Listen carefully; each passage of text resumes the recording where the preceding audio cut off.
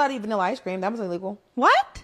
Yeah, for a long time, black people weren't allowed to eat vanilla ice cream. That's why butter pecan got so popular. We were only allowed to eat it on July 4th. It was illegal for black people to eat vanilla ice cream for a long time. For a long time. We were only allowed to have it by law on July 4th. But guess what? Butter pecan, much more delicious than vanilla. I hear you, but I kind of like a vanilla. I know, it's kind of sad. I didn't know that. Yeah, there's a lot What of a time. The history of the United States is absolutely insane. Like, I shouldn't be surprised by stuff like this, but I mean, I just learned this today and I am surprised. It's insane. It's really insane. Butter pecan ice cream is my favorite ice cream. Originally, vanilla was for white people only because it was pure. Vanilla. Gross. An enslaved man named Antone figured out how to harvest pecans quickly, and eventually butter pecan ice cream was born, a flavor that black people were allowed to partake in. Vanilla. Ugh. I mean, honestly, talk about like superior race and all that kind of stuff. Everything black people in the United States have touched is better. Everything. The food is better. The fashion is better. The music is better. Like, the communities are better. Like, honestly, vanilla, ugh, gross. One particular instance of Jim Crow's absurdity was the claim that black people were prohibited from eating vanilla ice cream except on Independence Day. While there is no direct evidence refuting or confirming this claim, that's because there was no laws or ordinances that expressly banned African Americans from consuming ice cream. This claim seems to have emerged from the societal arena, where riddled with prejudice and unspoken practices. To understand this concept, it's crucial to delve into the idea of Jim Crow laws and how they were formulated and implemented. Jim Crow came in two forms: laws and etiquette. Southern states instituted a rigid system of segregation laws that limited access to public facilities, businesses, transportation, and even leisure activities. But etiquette was unwritten rules that dictated how African Americans should perform in white society. This varied from person, but some common norms was not being allowed to handshake a white male or display any friendly gesture to a white woman, avoid eating with whites, and if by chance they found themselves eating together, whites were to be served first. For example, in the book Behind the Backlash, White Working Class Politics in Baltimore, 1940 to 1880 by Kenneth Dunn, Dunn mentions that segregated dining was the norm and asserted that black people could not eat vanilla ice cream in the presence of white people except on July 4th, when everyone could eat anything. Another example is Maya Angelou's biography, I Know Why the Caged Bird Sings. Maya Angelou shares that people in her hometown believed that white people were so biased against black people that they couldn't even buy vanilla ice cream except on July 4th. Additionally, ice cream parlors were a social hub for white Southerners and typically off limits to blacks. If they were served at all, they were relegated to a separate. And one day, as a white woman, you will learn that they literally used to try to restrict vanilla ice cream for white people only.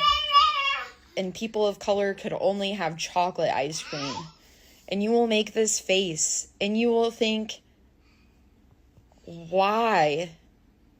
How?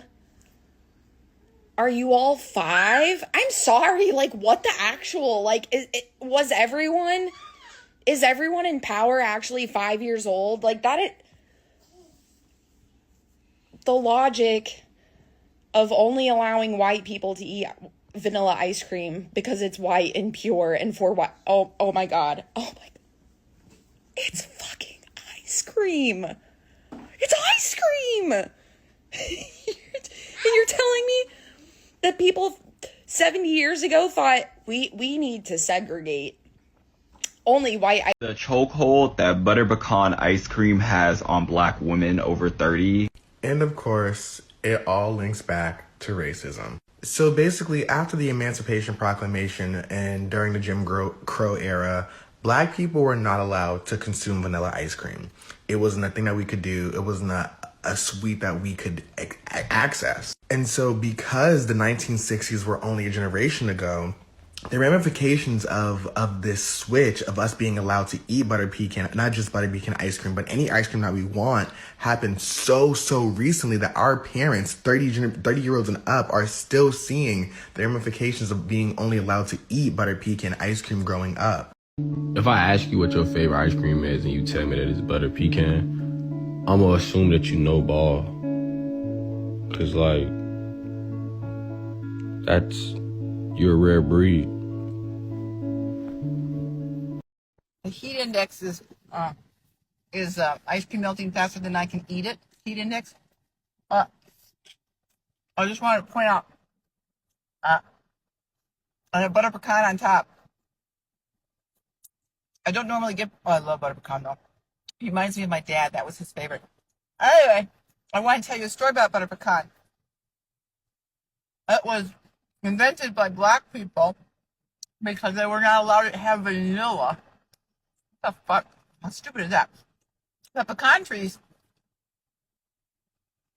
were an enslaved man named Antoine figured out how to graft pecan trees and make groves and then make it an agricultural event for the South. And butter pecan was invented by a black woman.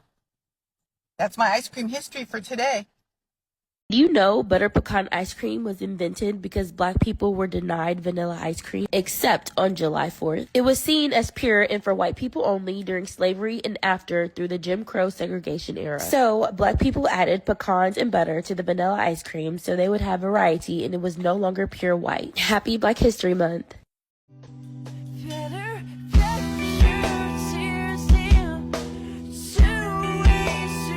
Have you ever wondered why your grandparents prefer butter pecan ice cream over vanilla?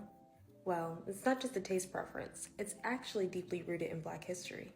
During the Jim Crow era, Black people in the South were often prohibited from buying vanilla ice cream, except on the 4th of July. Yeah, you heard me correctly. People were so racist that they would not sell vanilla ice cream to Black patrons. They considered it to be a symbol of purity and whiteness. In Maya Angelou's I Know Why the Caged Bird Sings, she writes about her experiences with this. But here's the irony. In the 1830s, a black man named Augustus Jackson, aka the father of ice cream, helped pioneer our modern ice cream making techniques. Then, in 1841, a 12-year-old enslaved boy named Edmund Albius discovered the technique for manually pollinating vanilla orchards. In 1846, an enslaved gardener named Antoine became the first person to successfully graft pecan trees, creating the thin-shelled buttery pecans we know today. This history reminds us that while Black Americans literally helped popularize... Did you know Black people were actually banned from eating vanilla ice cream in public during Jim Crow era? And so what did we do? We invented butter pecan ice cream instead.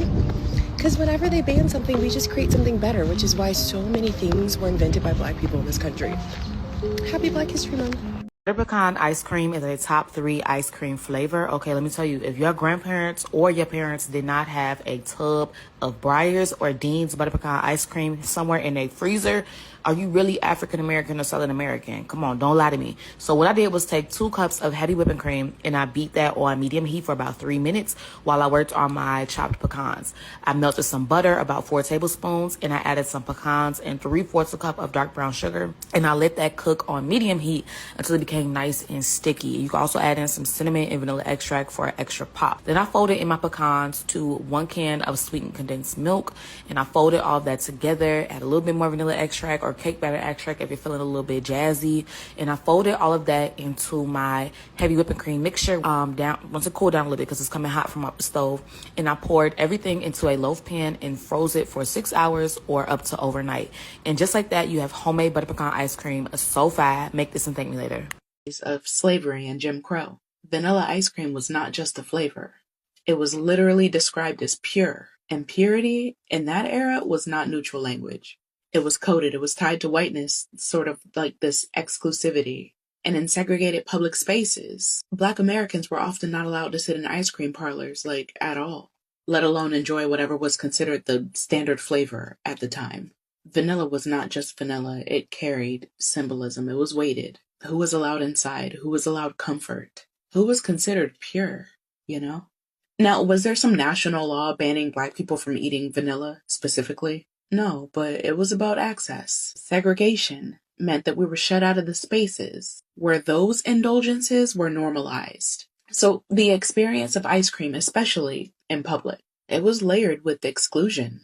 But here's what I love about us. From exclusion comes invention. Pecans to the American South.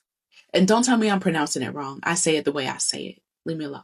You'll find them in Louisiana, Georgia, Mississippi, Texas, like those places.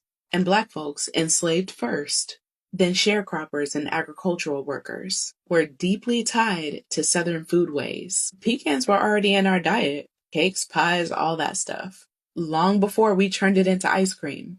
So when butter pecan shows up in the late 1800s, early 1900s, especially in the South, it just makes sense, right? Browned butter, toasted pecans, cream, it was just...